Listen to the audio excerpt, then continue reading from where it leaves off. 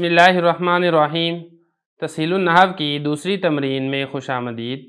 آج کی اس تمرین میں ہم مسند، مسند الیہ، مبتدا، خبر، فعل، فاعل، جملہ اسمیہ خبریہ اور جملہ فعلیہ خبریہ پڑھیں گے۔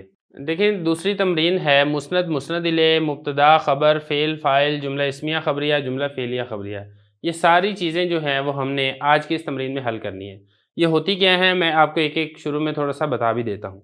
سب سے پہلے آپ یہ سمجھیں کہ جملے کی دو قسمیں ہوتی ہیں، ایک جملہ فعلیہ خبریہ ہوتا ہے اور دوسرا جملہ اسمیہ خبریہ ہوتا ہے۔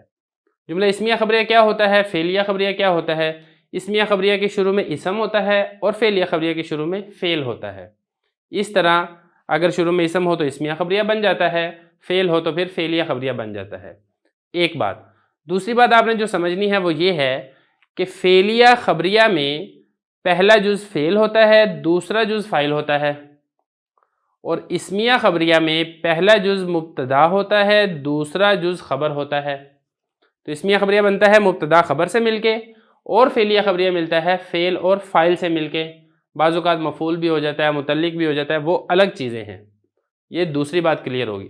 نمبر 3، تیسری بات یہاں پر آپ یہ سمجھے کہ جملہ جو بھی ہو، چاہے جملہ اسمیہ خبریہ ہو چاہے جملہ فعلیہ خبریہ ہو، ان میں مسند اور مسند الیہ کا ہونا ضروری ہے، کیونکہ مسند اور مسند الیہ دونوں سے مل کر پھر کلام بنتا ہے۔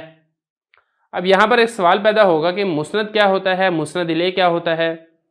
تو اس میں آپ یہ سمجھے کہ مسند کہتے ہیں حکم کو، اور مسند الیہ کہتے ہیں جس پر حکم لگایا جائے۔ مسند کہتے ہیں حکم کو، مسند الیہ جس پر حکم لگایا جائے۔ دو ہی چیزیں ہوں گی، یا تو حکم ہوگا یا وہ ہوگا جس پر حکم لگایا جا رہا ہے۔ یہ دونوں چیزیں جب ملتی ہیں تو پھر جملہ بنتا ہے، پھر کلام بنتا ہے۔ جملہ اسمیہ خبریہ بنتا ہے، جملہ فعلیہ خبریہ بنتا ہے۔ جملہ اسمیہ خبریہ ہو یا جملہ فعلیہ خبریہ ہو، اس کو کلام بھی کہتے ہیں، اس کو مرکب مفید بھی کہتے ہیں۔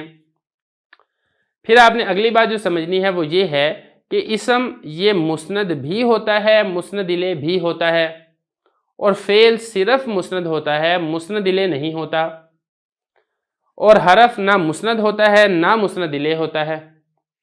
یہ ساری چیزوں کی جو تعریفیں ہیں وہ میں آپ کو بتا چکا ہوں۔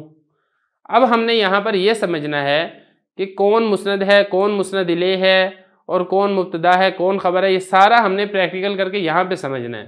تو آپ نے یہ سمجھنا ہے کہ جب آپ جملہ فعلیہ بنائیں گے تو جملہ فعلیہ کا جو پہلا جز یعنی جو فعل ہوگا، اور فعل ہمیشہ مسند ہوتا ہے، تو اب پہلے جز کو مسند بنائیں، دوسرا جز یعنی جو فاعل ہے اس کو آپ بنا دیں مسند الیہ، تو مسند اپنے مسند الیہ سے مل کر، فعل اپنے فاعل سے مل کر جملہ فعلیہ خبریہ بن جائے گا۔ اور اسی طرح جو اسم ہے وہ مسند بھی ہوتا ہے، مسند الیہ بھی ہوتا ہے۔ تو پہلا جز اسم میں، جملہ اسمیہ خبریہ میں، جس کو ہم مبتدا کہتے ہیں، وہ بنتا ہے مسند الیہ، اور دوسرا جز جس کو ہم خبر کہتے ہیں وہ بنتا ہے مسند۔ تو مسند الیہ اپنے مسند سے مل کر، مبتدا اپنی خبر سے مل کر جملہ اسمیہ خبریہ بنتا ہے۔ تو ترتیب میں فرق آ جائے گا کہ جملہ اسمیہ خبریہ میں مسند الیہ پہلے ہوگا، مسند بعد میں ہوگا، اور جملہ فعلیہ خبریہ میں مسند پہلے ہوگا، مسند الیہ بعد میں ہوگا۔ یہ ترتیب آپ نے سمجھنی ہے۔ جب آپ اس ترتیب کا خیال رکھیں گے پھر آپ کو یہ ترکیب کرنا آسان ہو جائے گا۔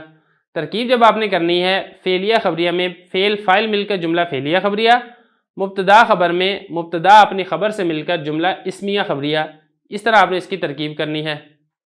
تو یہی فرما رہے ہیں کہ مسند، مسند الیہ، مبتدا خبر، فعل فاعل، اسمیہ فعلیہ، ان کو ہم نے پہچاننا ہے۔